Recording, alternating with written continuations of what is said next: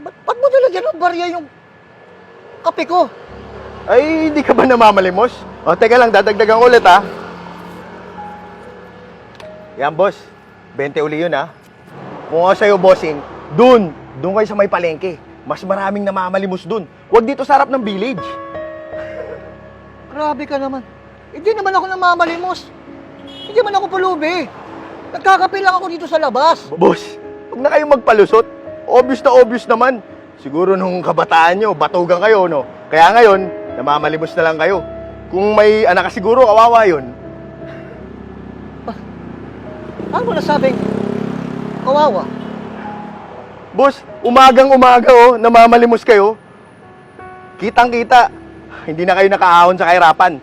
Tapos, teka lang, tingin ka sa akin, ha? Tapos mag-aanak ka pa.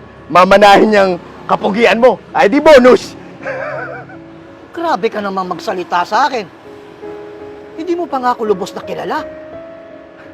Bossing, kitang-kita naman, oh. Hampas lupa ka. Kung ako sa'yo, ganito na lang, ha? Mag-agree na lang tayo. Alas 9 ng umaga, bukas, alas 9, ha? Daan ka ulit dito. Bibigyan ko kita ulit ng 20, ha?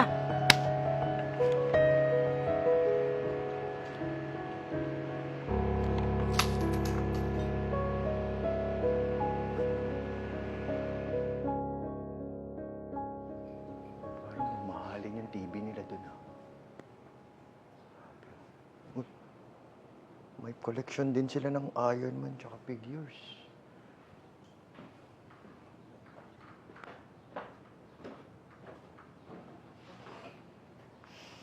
Morning. Morning.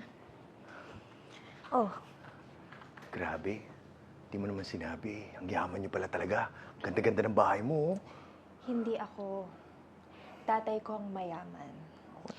Nanggaling sa hirap ang tatay ko. Sadyang sobrang sipag niya lang talaga. Kaya lahat ng klase ng trabaho, pinasukan niya. Kaya lahat ng nagiging amo niya, dumating sa punto na lahat na nagiging amo niya pinagkakatiwalaan siya na humawak sa ilan sa mga negosyo. At sa awa ng Diyos, lahat umasenso. Naku. Tsaka nakita ko may toy collection din yung tatay niyo, oh. Ano pa bang meron kayo? Marami. Meron kaming panaderia, grocery, meron din kaming water station, tapsilogan, baka gusto mong kumain, gas station. Tsaka meron din kaming mga sagingan sa probinsya. Grabe, bigla ako kinabahang makilala yung airpods mo, ha? Ano mang madadala ko rito? Gandang lalaki lang. Ano ka ba? Wala yun. Mabait ang tatay ko. Hindi siya bumabase sa kung anong klaseng tao ka, kung ang importante sa kanya ay kung ano yung magandang kalooban mo. Tsaka, papakilala rin kita. Sige. Salamat, ha? Sige, dyan ka muna ha. Paghahandaan lang muna kita ng merienda. Sige. Salamat. Pag napasagot ko talaga to. Teka lang. Hello, sir. Magandang umaga po. Anong sa atin? Anong maganda sa umaga? Walang hiya ka talaga. Blinak mo ko nung sinisigil kita ng utang mo. Sorry. Hindi ko na kasi alam paano mag-react kapag mini-message mo na ako ng ganyan. Tungkol naman dun sa utang, babayaran din kita. Bigyan mo lang ako ng panahon. Inak ka? Huwag mo akong binibilog, ha? Sagutin mo ang tanong ko. Kailan ka magbabayad? Malapit na. Magtiwala ka sa akin. Malapit na ako magbayad. At ano naman ang kasiguraduhan ko? Ha? May nililigawan ako ngayon. Sobrang ganda at saka mayaman, loaded, hasyendera. Ganito, maliban sa alam mo kung saan ako nakatira, pag sinagot ako neto at binibigyan na ako ng pera o ng allowance ko, yung atraso ko sa'yo, dodoblehin ko, babayaran talaga kita. Okay. Ganito na lang, ha? Bibigyan pa kita ng isa pang pagkakataon. Ha? Para mabayaran mo yung pagkakautang mo sa akin. Yung kulang mo. Dahil kung hindi, alam mo na ang susunod. Chuchu, gihin kita. Demonyo ka talaga.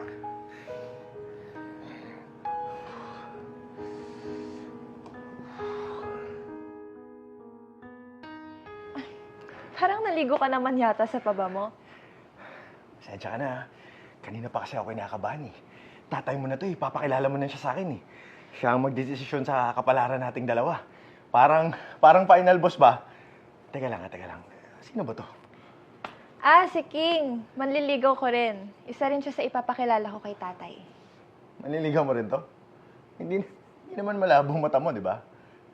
Akala ko nag-deliver lang ng tubig dito. Pagod na, pinaupo mo lang.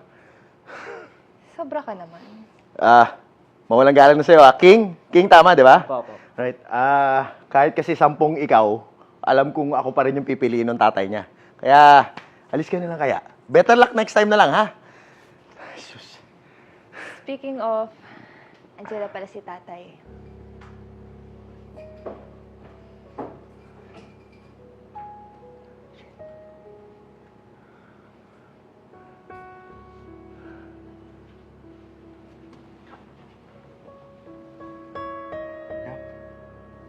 Siya yung tatay mo.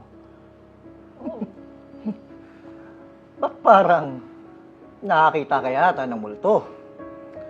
Huwag mo namang ipahalata sa anak ko na magkakilala tayo. tay, kilala mo na siya?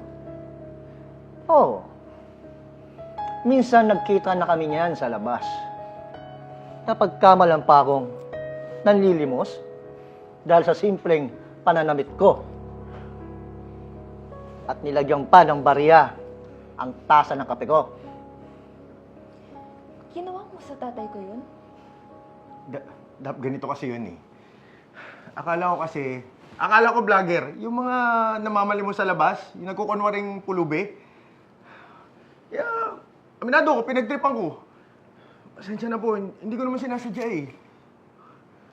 Hiho, kumusta ka? Okay na po. Anong pangalan mo? Ako nga po pala si King. Naniligaw din po ako ni Daphne. Aaminin ko po, sir. Di po ako nakapagtapos ng pag-aaral. Dahil po pinag-aaral ko po yung bunso kong kapatid. Dala nga pong may parehas masakit, may sakit yung mga magulang ko. Pero kasalukuyan po ako nagtatrabaho bilang crew sa isang fast food po, sir. Nakakabilib ka rin pala. Naalala ko yung sarili ko sa'yo. Anak, paano kayo nagkakilala? Kasama ko po siya sa church.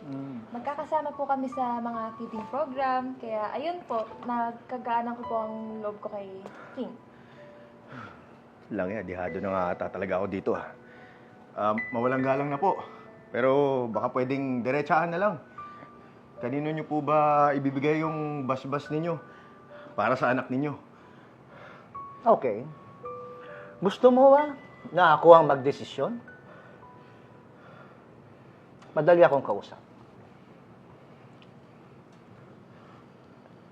Gusto ko sa anak ko yung mamahalin siya.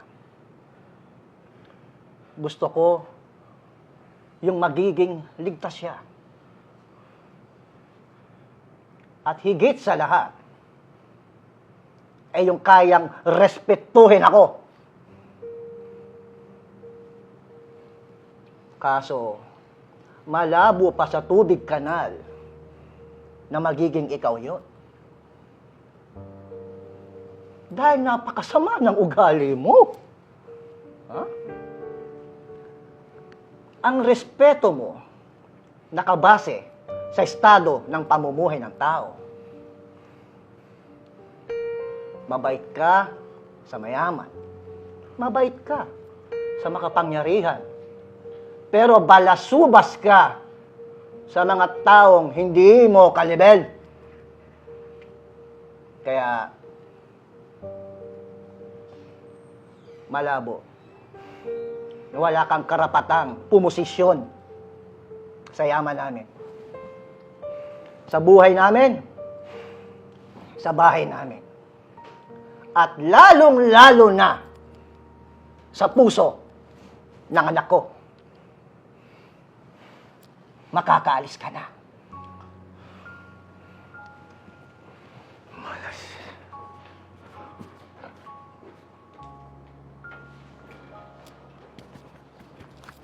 Thank you po, sir. Thank you po.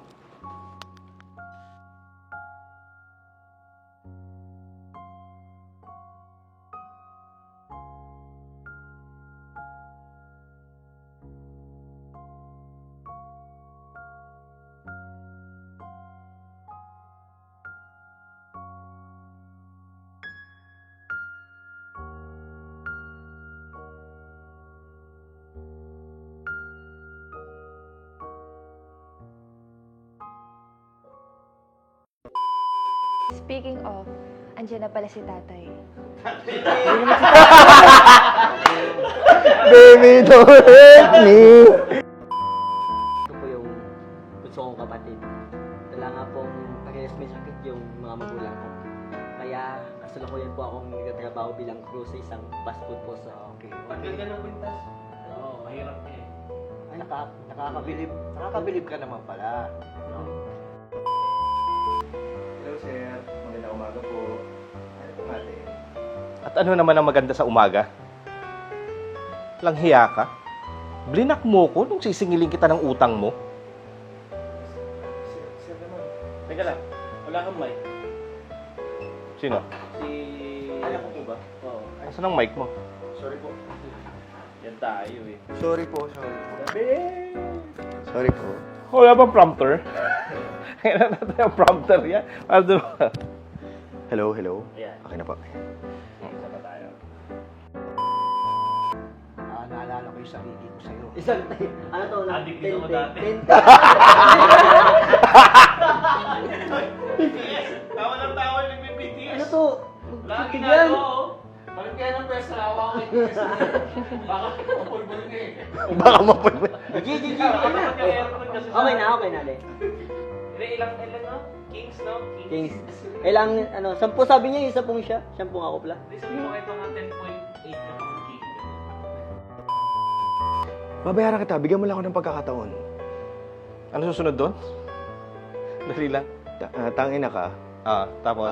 Wag mo ko binibilog, ha? Okay. Tangina ka, huwag mo ako binibilog ha. Sagutin mo tanong ko. Kailan mo ka... Sige. Nakakabilib ka naman pala. Naalala ko yung sarili ko sa'yo. Gago. Makakaraming bata ka. Hindi. Uy, na! Hindi. Okay. Malayo mararating mo. Saan mo pala siya makilala? Atay, kasama ko po siya sa simbahan. Minsan po nagkakasama po kami sa mga feeding program. Para patunayan, ang... Hindi, maano yan eh. Inaadliban ko lang. sige. Iba yung ano niya. Sige, bibigyan kita ng isang pagkakataon. Oo. Para mapatunayan mo kung kailan ka magbabayad sa kulang mo. Oo. Kaya ayun po. Pwede. Ganito na talaga ako kapayat, kaya feeding program yung sinasalihan ko. Kinakagaanan ko po ng love seeking. Parang, Ba't ganun? Para ko na po siyang kapatid. Feeding program. Parang nadidihado na ako dito, huwag na lang nating patagalin tayo. sa utang kulang mo. Sa kulang mo. Oo. Sige. Ako muna, boss. Pondo ka lang. Sige. Sige. 3, 2, 1, action. Mabilis ako eh. Okay, nagawa mo kayo. Dito, Tulog ka lang, di mo ako nakuha na. Ako na lang magbibigyan sa'yo. Hindi, mabilis ako ngayon siya ko. Kaya di ba't di ka pumunta sa kabila? Mayroon pa kami lang doon. Entry na kami. Okay. Okay.